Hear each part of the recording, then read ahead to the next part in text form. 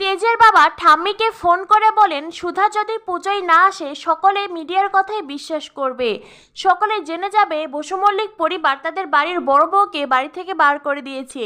এই পরিবারের কোনো মান সম্মান থাকবে না, আর সেই ইফেক্ট আমাদের ব্যবসার ওপরও পড়তে পারে।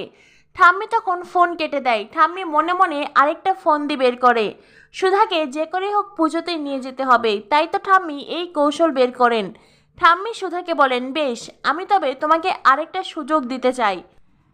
আজ সন্ধে আরতির আগে তুমি গজাননের হারিয়ে যাওয়া গয়না নিয়ে পুজো মণ্ডপে উপস্থিত হবে, তাহলে আমি তোমাদের ফ্রড কেস নিয়ে ভেবে দেখতে পারি।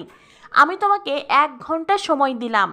এই বলে ঠাম্মি মনে মনে ভাবতে থাকেন, তোমার ব্যবস্থা তো আমি করবই সুধা, তোমার পরিণতি সেটাই হবে যেটা আমি চাইবো। তার আগে আমার দাদুভাইকে নিজের বশে আনতে হবে। এদিকে দেখা যায় জ্যোৎস্নার প্রেমিক ফ্যাক্টরির বাইরে দাঁড়িয়ে আছে। জ্যোৎস্না প্রসাদ এনেছে। জ্যোৎস্না নিজের হাতে তার প্রেমিককে প্রসাদ খাইয়ে দেয়।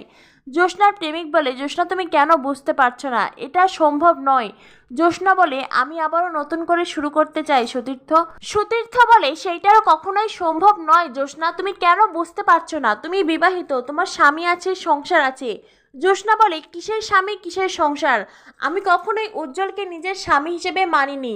এদিকে দেখা যায় জ্যোৎস্না তার প্রেমিককে নিজের হাতে প্রসাদ খাইয়ে দেওয়ার সময় সেখানে উজ্জ্বল আর তার মা চলে আসে। উজ্জ্বলের মা একজন পরপুরুষের সঙ্গে জ্যোৎস্নাকে এই অবস্থায় দেখে তিনি ভীষণ রেগে যান, কিন্তু উজ্জ্বল তার মাকে অবাক করিয়ে দিয়ে বলে, আরে আপনি এখানে কেন দাঁড়িয়ে আছেন? আপনি ভেতরে চলুন। উজ্জ্বলের মা বলেন, এই তুই কি ওকে চিনিস? উজ্জ্বল বলে, আরে মা, তুমি জানো না উনি কত বড় গায়ক, ওনার গান শোনার জন্য সকলে লাইন দিয়ে দাঁড়িয়ে থাকেন, কেউ টিকিট পান না, আর উনি আজ এখানে এসেছেন, আপনাকে কিন্তু দুটো গান গাইতেই হবে, প্লিজ চলুন। এই বলে উজ্জ্বল জোর করে সতীর্থকে পুজো মণ্ডপে